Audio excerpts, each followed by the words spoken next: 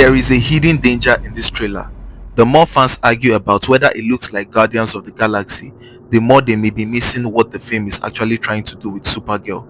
Because beneath all the buzz, the real question is simple. Can Kara Zor-El survive her own past, save Krypto, and become a hero who stands on her own? Or will this movie sacrifice Supergirl's identity in an attempt to build something bigger? The first thing the internet latched onto was not just Supergirl herself, it was the feeling, a cosmic, slightly messy off-world Kara Zor-El tearing through bars, starships, and alien hellscapes, while Jason Momoa crashes into the frame as Lobo and Krypto becomes the emotional trigger for the whole mission. For some viewers, that was instantly exciting. For others, it was the moment they said, "This looks like Guardians of the Galaxy with a DC logo stamped on it." Dance off, bro. Me and you. What are you doing? Now that reaction matters because Supergirl has never really had one single definitive screen identity, the way some other DC heroes have. This new film is trying to define her for a new era by leaning into a cosmic gunslinger version of Kara, and the trailer suggests a story built around survival, loss, and power slipping away the moment she leaves the right kind of sun.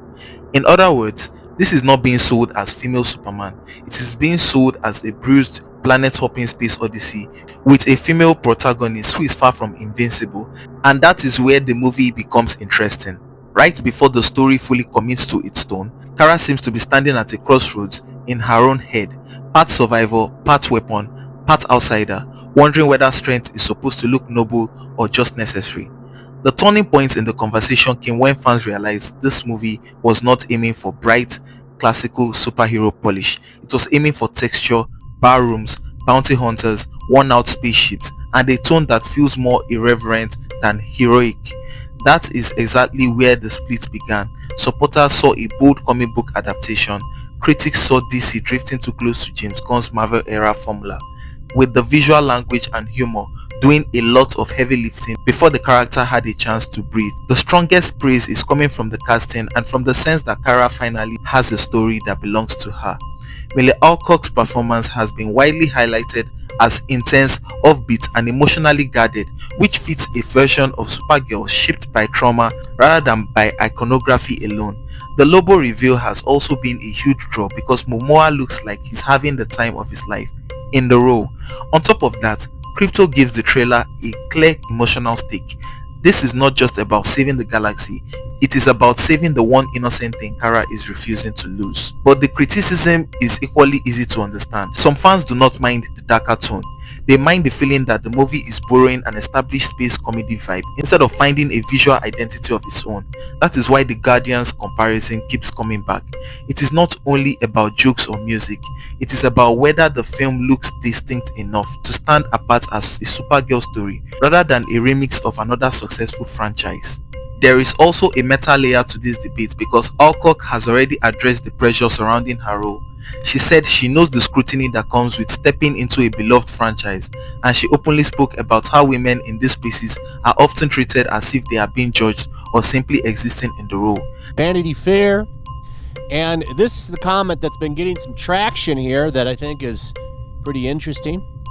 Has the famously fickle Game of Thrones fandom prepared Alcock for the inevitable backlash she'll face?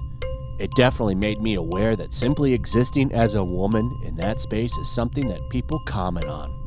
We have become very comfortable having this weird ownership of women's bodies, she says. I really can't stop them. I can only be myself. That statement has only intensified the conversation because it forces fans to separate legitimate tonal criticism from the uglier reflex to attack the actress instead of the work. That uncertainty is important because the film appears to be building toward a moment where Kara must decide what kind of legend she wants to become, one that feels safe and familiar, or one that risks alienating people in order to feel honest. So the real mystery is not whether fans are divided now, it is whether the movie will prove them wrong by the end or confirm their worst fears in spectacular fashion. So the real story here is not that Supergirl is being rejected, it is that people are projecting two very different futures onto the same trailer. One side sees a fresh, emotionally damaged hero finally getting a story with weight. The other sees a franchise dressing familiar ingredients in new packaging, and that is why the trailer is working as a conversation starter even before the movie arrives. It is not asking audiences to see Kara as a polished symbol, it is asking them to accept her as a survivor first, and that is a much riskier, much more interesting promise. Now I want to know what side you are on.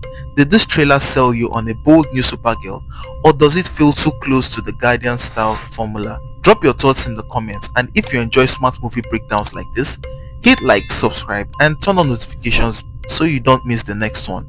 Peace. Yandu Udanta. Oh, I'm sorry. I didn't know how this machine worked.